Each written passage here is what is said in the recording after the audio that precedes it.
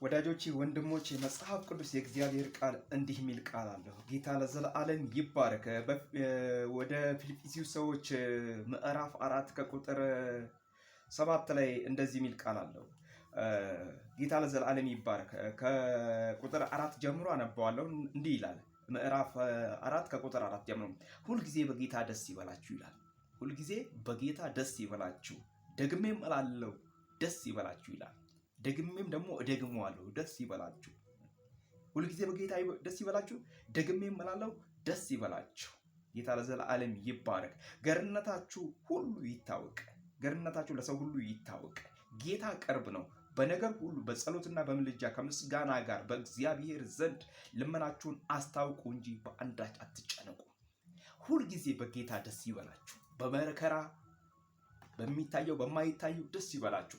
አንድ ነገር ልነግራችሁ ፈልጋለሁ። ሁልጊዜ በጌታ ደስ ይበላችሁ። ሁልጊዜ ጠላት ክፉ ሲያደርግባችሁ ወደ መልካም ገልብጡት። መንገድ ሲዘጋ ኦኬ፣ አንድ ክብር አለ። አንድ የእግዚአብሔር ቃል የሚከፍትልኝ አንድ ክብር አለ ከፊት። ጠላት ሲነሳባችሁ ኦኬ፣ የከበደ ነገር በእኔ ላይ አለ። ለምን መሰላችሁ? ቢጤው ላይ ማንም ምንም አያደርግም አይነሳም ብዬ ነግሬያቸዋለሁ። ጠላት ሲነሳባችሁ ኦኬ፣ እግዚአብሔር በእኔ ላይ ያየው ነገር አለ። ደስ እያላችኋል።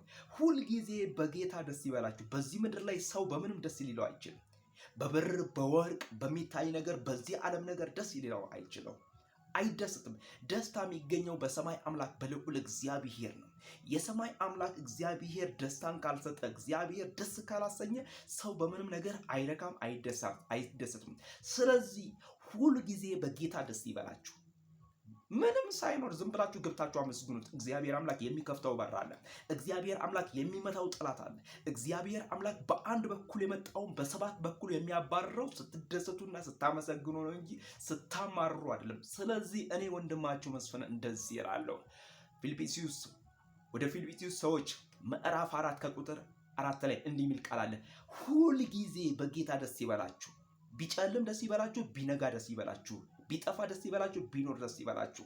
አንዳንዴ መኖርና መስበክ መኖርና መናገር በጣም እንደሚለያይ በጣም ጠንቅቄ ያውቃለሁ። ነገር ግን በድካም መካከልም ደስ ይበላችሁ። ጠላታችሁ ይሄ መጨማደድን ማዘንን አይባችሁ። ሰይጣን ማዘንን አይባችሁ።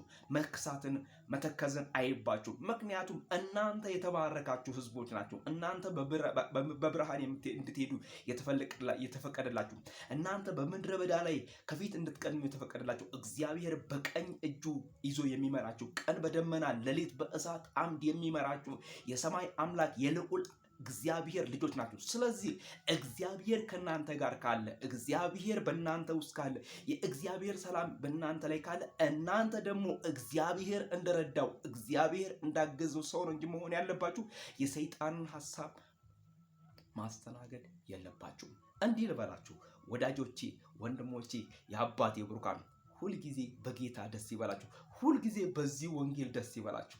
ሁልጊዜ በእግዚአብሔር ቃል ደስ ይበላችሁ። ይህ የእግዚአብሔር ቃል ልብን ይመልሳል። ይህ የእግዚአብሔር ቃል ሰላምን ይሰጣል። ሃሌሉያ።